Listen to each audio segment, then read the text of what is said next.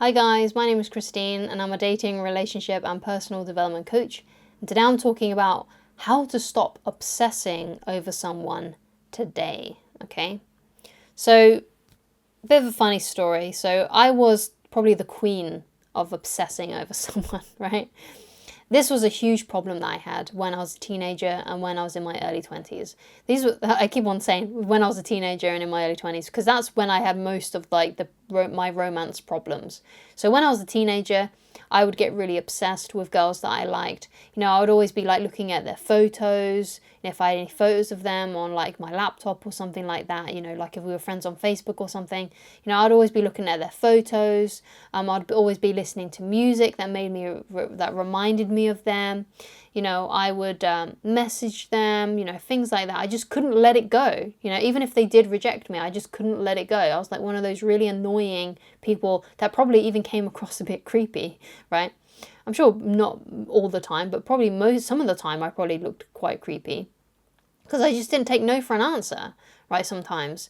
And I'd still try and worm my way in and be their friend, even though I was actually really into them. That's something that you want to avoid doing. Like if you're really into someone, don't try and be their friend because that's just going to override any feelings of friendship that you have for them. Because if you're hanging around and you're really into them and you're obsessing over them, at some points you are going to look creepy, right? So you don't want to, because that's basically what happens. Like if you become too obsessed with someone, then eventually you can't help but act a little bit creepy. Like you hang around them too often.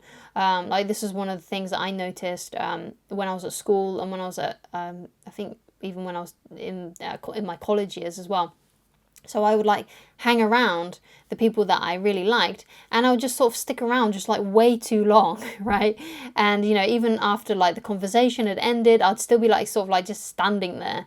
And it's like just leave, right? So anyway, I had such cringy behavior. Luckily, I learned from that sort of thing. So what helped me then stop becoming one of these people that just got really obsessed with girls that I liked, okay? So one of the things that I did that helped me with this is I avoided content that feeded my obsession. Okay, so this is what you need to do as well. So that means stop daydreaming and looking at photos of them. Stop daydreaming about them altogether as well. Don't listen to music that reminds you of them. Don't watch videos about how to get your crush to like you back and things like that, because especially if you've already been rejected by them. If you got rejected by them, then just leave it alone. Just let it go, okay? Don't read articles about how to get someone to like you back or to fall in love with you. One of the things that I did was I looked up like a love spell to try and like get them to fall in love with me. It's so embarrassing talking about it. But this is the kind of bullcrap that people do. And it's something that I did as well, especially when I was really young and I didn't know any better, and how how weird that kind of stuff is, right?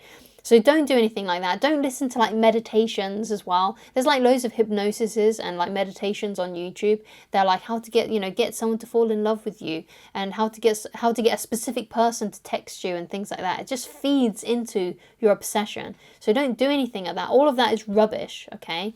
Then none of that is going to work for you. Don't ever look up any of these hypnosises or these like stupid love spells. Like it's not going to work, right? It's rubbish. It's just complete. Because the thing is that you can manifest things for yourself, right? So like manifestation, that kind of stuff, it does work, but it only works for you. Other people have a thing called individual willpower, right? So you can't make anyone fall in love with you. You can't make anyone, feel a certain way about you, basically, right? That's all up to them. If they don't feel it for you, they don't feel it for you. There's nothing else they can do about it, okay? So don't fall into that trap of thinking you can do that. You can manifest things for yourself. You can, because you've got that individual willpower too. But again, no one can make you do something, right? So you can't make other people do anything either. It's like in Aladdin, the genie. The genie says, I can't make people fall in love with you, and I can't bring people back from the dead, right? These are things that you just cannot do because everyone has individual willpower, okay? So basically avoid any contact that is fueling your obsession with them, okay? If you want to stop obsessing over them, okay? So another thing, because obviously when you do that sort of thing, there's a vacuum, because a lot of your time was probably spent, or a lot of your free time was probably spent obsessing over them, you know, looking on your phone, listening to music about them. You probably had a big chunk of time that you would use to think about them. Otherwise, you wouldn't be obsessed with them. So obviously, you've spent a bit of time doing this sort of like behavior, okay?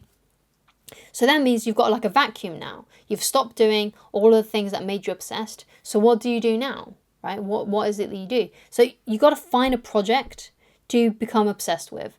Preferably something that is good for you, like perhaps an exercise project or like a business project, something that's going to help you financially or emotionally. It could be that you pick up a few dating books and get better at understanding the opposite sex or the same sex, as the case may be.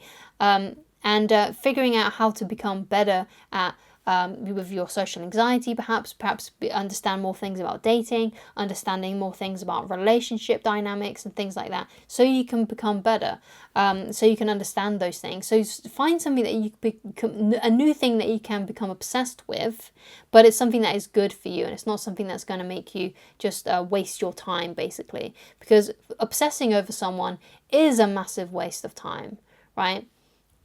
So one of the things that I think confused the girls that I got obsessed with and that I really, really, really liked was we would just be friends one day, and then the next day I would send them like a love letter, or I would tell them that I was in love with them, and I was going from a 0 to 100, right? And they probably didn't even notice that I liked them. Perhaps, not everyone's, that might not be completely true. Some of them probably may have had a clue that I liked them, because usually women are very in tune with, the people that, like them and stuff. They can usually tell if someone really likes them. But, sometimes it may have, there are times when it can put a woman off guard and thinking, oh my God, we were friends. It probably put them more off guard with me because I was also a girl. So she probably just thought that I was like really, really friendly with her or something like that. But the point is that, if you go from 0 to 100, it really does put women off. And then you get your heart broken, like what I did, because I'd spent all this time investing my emotions into her, and then she would just tell me that she wasn't interested, and it would completely crush me because I'd spent so much time obsessing and thinking about her, right? And that's what that sort of thing does. Like, it's not good, right?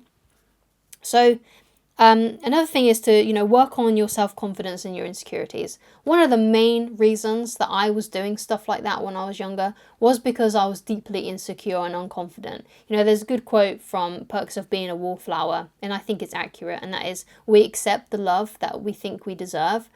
And basically what that means is, if you keep on getting rejected left, right and centre by the women that you like, or by the men that you like, if you're a heterosexual woman or a gay man watching this, then if you keep on getting rejected all the time, then, that probably means that you feel like deep down you deserve to be rejected, that you feel like you don't deserve to find someone to be with, right? You probably have a deep insecurity there that you need to think about, right? And you may need to go to a therapist to actually talk about these issues, right? So, that you've got to work on your low self-worth, your self-confidence. One of the reasons why I was doing stuff like that was because I had low self-confidence and I had massive insecurities.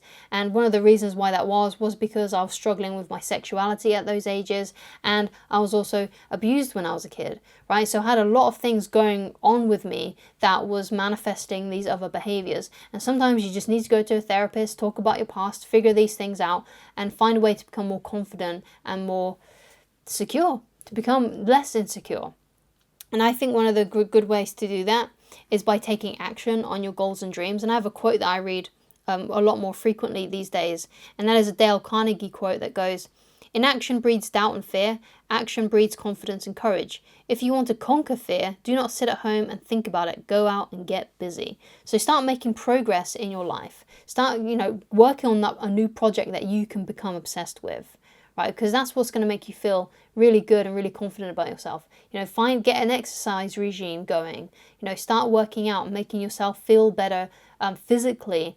And that will help as well. Find other things that you can become obsessed with that are good for you, like projects, things that are going to progress your life, make you become more wealthier and financially independent, or you know, just make you more successful in whatever area that you're trying to personally become successful in, whether it's your career, a hobby, or a skill. Okay, so that's what's really going to help you there. But of course, always seek a therapist too. It's always good to have a therapist at hand that you can talk to when it comes to these sorts of things. Okay, so thank you so much for watching. If you would like to get in touch with me personally, then please go to www.christineloveridge.com, and I shall talk to you again very soon. Goodbye.